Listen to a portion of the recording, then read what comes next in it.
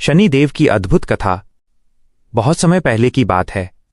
आकाश के अनंत विस्तार में जब ग्रह नक्षत्र अपने अपने मार्ग पर विचरण कर रहे थे, तब उनमें एक ऐसा ग्रह भी था जिसकी चाल धीमी, दृष्टि गंभीर और प्रभाव अत्यंत गहरा था। वह थे शनिदेव, न्याय के देवता, कर्मफलदाता और सत्य के संरक्षक। कहते हैं कि शनिदेव का जन्म सूर्यदेव और उनकी पत्नी छाया से हुआ था। जन्म से ही उनका रंग अत्यंत श्याम था। जब सूर्यदेव ने पहली बार अपने पुत्र को देखा तो उन्हें आश्चर्य हुआ। शनि की माता छाया ने तपस्या के दौरान अत्यधिक कष्ट सहा था और उसी तप की अग्नि तथा विरह की छाया ने शनि को गंभीर और कठोर स्वभाव प्रदान किया। बाल्यावस्था और शिव का वरदान। शनिदेव बचपन से ही अत्यंत चिंतनशील थे। वे खेल कूद में कम और ध्यान धारणा में अधिक समय बिताते थे। उनकी दृष्टि इतनी प्रभावशाली थी कि जिस वस्तु पर भी वे ध्यानपूर्वक देखते, उसमें परिवर्तन आ जाता। एक बार बाल्यावस्था में उन्होंने खेल खेल में अपने पिता सूर्य की ओर देखा। उनकी दृष्टि के प्रभाव से सूर्य के रथ के घोड़े कुछ क्षणों के लिए रुक गए। इससे सूर्यदेव को क्रोध आया और उन्होंने शनि को कठोर शब्द कह दिए। यह सुनकर शनि का हृदय व्यथित हो उठा। उन्होंने निश्चय किया कि वे अपनी शक्ति का उपयोग केवल न्याय के लिए करेंगे, किसी के अहित के लिए नहीं। वे घोर तपस्या में लीन हो गए। वर्षों तक उन्होंने कठोर व्रत और ध्यान किया। उनकी तपस्या से प्रसन्न होकर भगवान शिव प्रकट हुए और बोले, वत्स, तुम्हारी निष्ठा अद्वितीय है। मैं तुम्हें वर देता हूं कि तुम नवग्रहों में विशेष स्थान पाओगे। तुम्हारी दृष्टि से कोई भी जीव अपने कर्मों का फल पाए बिना नहीं बच सकेगा। तुम न्याय के अधिपति बनोगे। शनिदेव ने विनम्रता से कहा, प्रभु, यदि मैं न्याय करूं तो वह निष्पक्ष हो। चाहे वो देव हो, दानव हो या मनुष्य, सबको उनके कर्मों के अनुसार फल मिले। शिव ने प्रसन्न होकर उन्हें आशीर्वाद दिया। अहंकारी राजा और शनि का दर्पण। समय बीतता गया। शनिदेव ने अपने कर्तव्य का पालन आरंभ किया। उनकी चाल धीमी थी परंतु प्रभाव गहरा। जिस राशि में वे प्रवेश करते, वहां के जातकों के जीवन में परिवर्तन आने लगता। लोग उनसे भयभीत भी रहने लगे क्योंकि उनका नाम सुनते ही कठिनाइयों का स्मरण हो आता था। परंतु वास्तव में शनि कठिनाइयां नहीं बल्कि कर्मों का दर्पण दिखाते थे। एक बार एक अत्यंत अहंकारी राजा था। उसके राज्य में धन धान्य की कोई कमी नहीं थी, परंतु वो प्रजा पर अत्याचार करता, गरीबों को सताता और अपने बल पर गर्व करता था। उसे ज्योतिषियों ने बताया कि शीघ्र ही शनि की 7.5 आरंभ होने वाली है। यह सुनकर राजा हंस पड़ा। उसने कहा, मैं इतना शक्तिशाली हूं कि कोई ग्रह मेरा कुछ नहीं बिगाड़ सकता। जब शनि की दृष्टि उस पर पड़ी तो धीरे धीरे उसका भाग्य बदलने लगा। पहले उसके विश्वस्त मंत्री ने विश्वासघात किया, फिर राज्य में अकाल पड़ा, खजाने खाली होने लगे, मित्र शत्रु बन गए। अंततः एक दिन ऐसा आया कि राजा को अपना राज्य छोड़कर वन में भटकना पड़ा।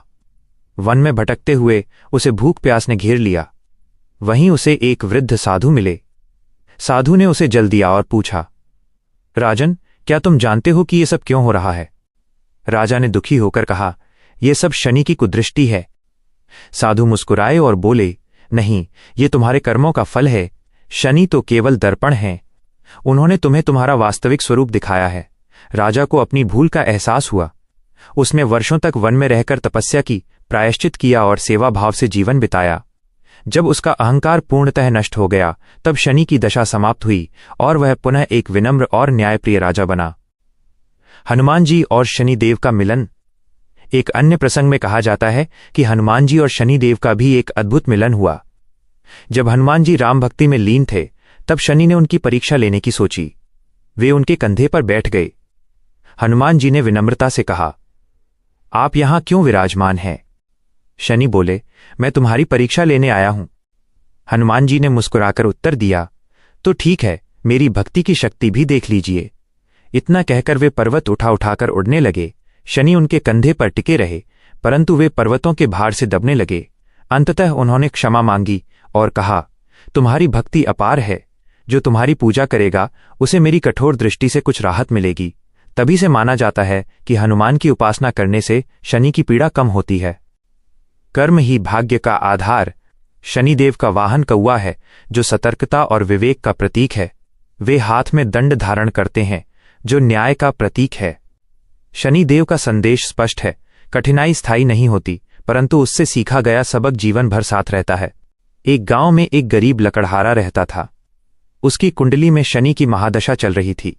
लोग उसे डराते थे, परंतु वो प्रतिदिन परिश्रम करता और किसी का बुरा नहीं सोचता। एक दिन उसे जंगल में एक घायल वृद्ध मिला। उसने अपना काम छोड़कर उसकी सेवा की। वह वृद्ध वास्तव में शनिदेव ही थे। उसकी निस्वार्थ सेवा देखकर शनि अत्यंत प्रसन्न हुए और उसे आशीर्वाद दिया। धीरे धीरे उसका जीवन सुख शांति से भर गया। निष्कर्ष: शनि की साढ़े साती और ढैया वास्तव में आत्ममंथन का समय होता है। यह वह काल होता है जब व्यक्ति अपने जीवन की गलतियों को सुधार सकता है। शनि दंड नहीं देते, बल्कि सुधार का अवसर देते हैं। जो व्यक्ति सत्य, धैर्य और परिश्रम को अपनाता है, उसके लिए शनिदेव सदैव कृपालु रहते हैं। यह कथा वाकई जीवन के प्रति एक गहरा नजरिया देती है कि हमारे कर्म ही हमारे भविष्य की नींव रखते हैं। क्या आप चाहते हैं? शनिदेव की कथा एक सन्यासी की दृष्टि से।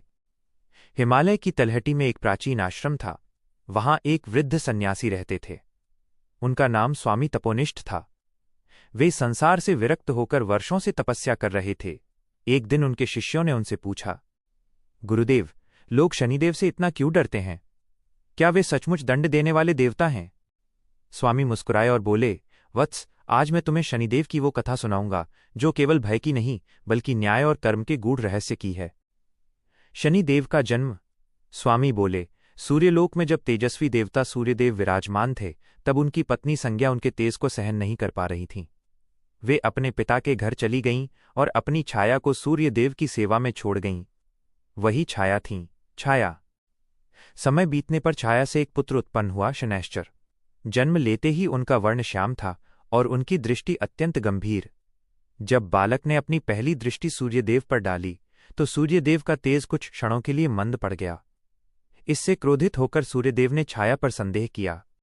छाया ने तप कर ये सिद्ध किया कि बालक सूर्यपुत्र ही हैं। तभी आकाशवाणी हुई, यह बालक न्याय का देवता होगा, इसका नाम शनि होगा।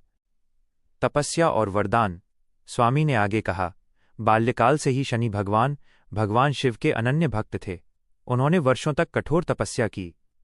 शिव प्रसन्न हुए और बोले, वत्स शनि, तुम नवग्रहों में विशेष स्थान पाओगे। तुम्हारी दृष्टि से कोई भी प्राणी अपने कर्मों के फल से नहीं बच सकेगा। तभी से शनिदेव कर्मफलदाता कहलाए। न्याय के देवता। स्वामी बोले, वत्स, लोग शनिदेव से इसलिए डरते हैं क्योंकि वे अन्याय को सहन नहीं करते। जब भी किसी व्यक्ति पर शनि की साढ़े साती या ढैया आती है, तो वो व्यक्ति अपने जीवन के कर्मों का फल भोगता है। एक बार देवराज इंद्र को अपने पद का अभिमान हो गया। उन्होंने शनि की शक्ति को कम आंका। शनि ने कहा, हे इंद्र, समय आने पर तुम भी कर्मफल से नहीं बच सकोगे। कुछ ही समय बाद इंद्र का राज्य संकट में पड़ गया। दैत्यों ने स्वर्ग पर आक्रमण कर दिया। इंद्र को अपना अभिमान त्यागना पड़ा। हनुमान और शनिदेव। एक बार शनिदेव को अपने प्रभाव पर गर्व हो गया। वे ये देखने गए कि कौन उनके प्रभाव से बच सकता है। वे पहुंचे हनुमान जी के पास। उस समय हनुमान जी राम नाम में लीन थे। शनि ने कहा, मैं तुम्हारी राशि पर प्रवेश कर रहा हूं। हनुमान जी ने शांत भाव से कहा, यदि ये प्रभु की इच्छा है तो स्वागत है। फिर हनुमान जी ने अपनी पूंछ से शनि को लपेट लिया और उड़ने लगे। पर्वतों से टकराकर शनि घायल हो गए। उन्होंने क्षमा मांगी। तब हनुमान जी ने उन्हें मुक्त किया। शनि ने वचन दिया, जो भी तुम्हारी भक्ति करेगा, उसे मेरी पीड़ा कम होगी। राजा विक्रमादित्य की परीक्षा।